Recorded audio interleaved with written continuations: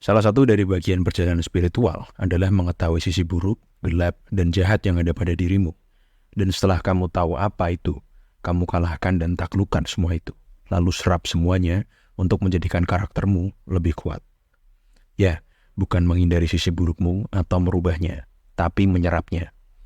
Saya yakin kalian sudah banyak bertemu orang-orang yang hebat, yang dimana kalian bisa merasakan bahwa ada perbedaan antara manusia biasa dengan manusia hebat. Dan inilah perbedaannya.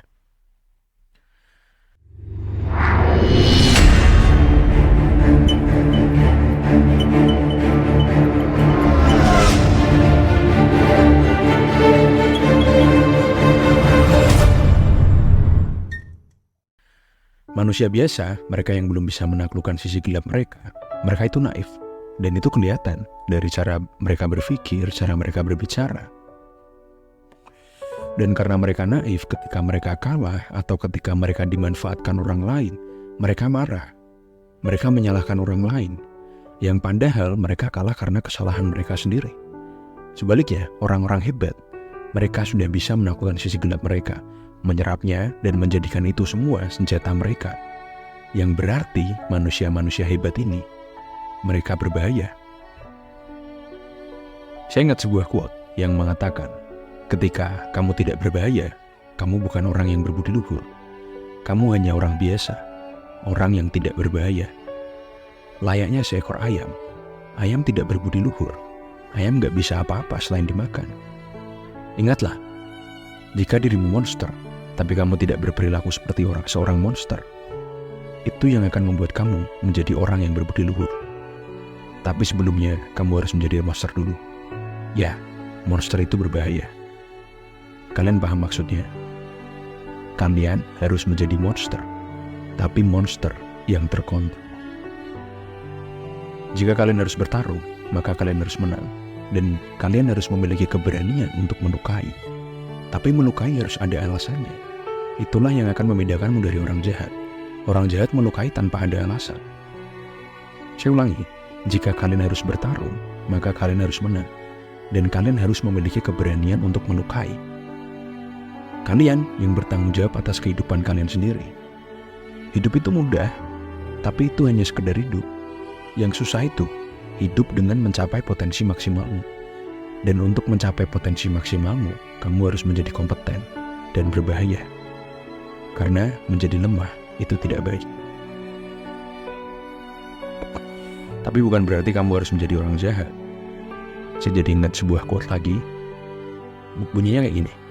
Mereka yang memiliki pedang dan tahu cara menggunakannya, tapi memilih untuk tidak, mereka yang akan menguasai dunia.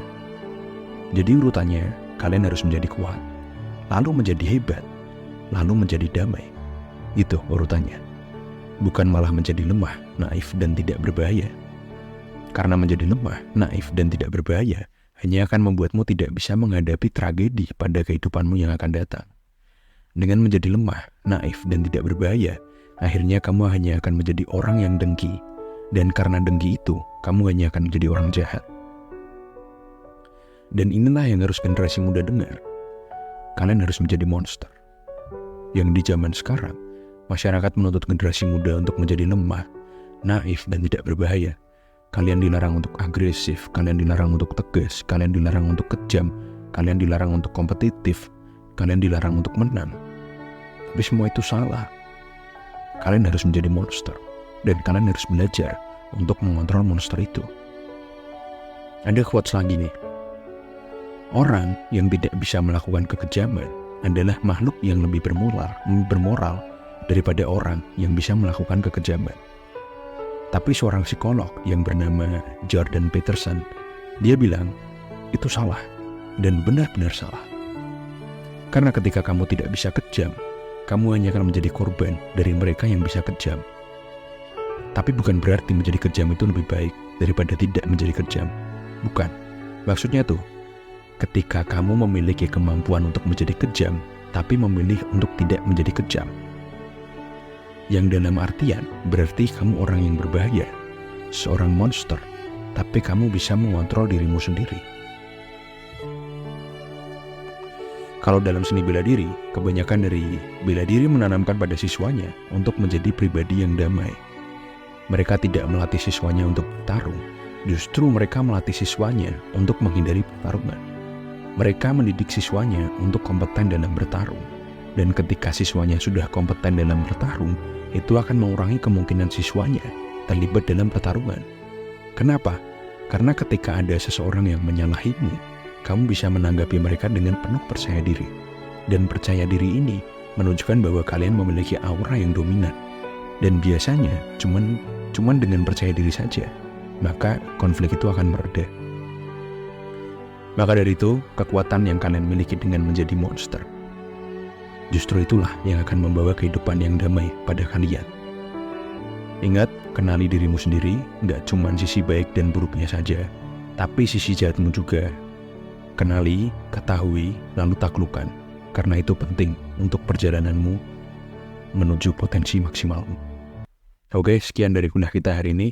Mohon maaf kalau banyak yang nggak paham ya, tapi semoga kalian paham, karena ini konten pertama saya tentang filsafat atau filosofi, jadinya mungkin agak susah dipahami.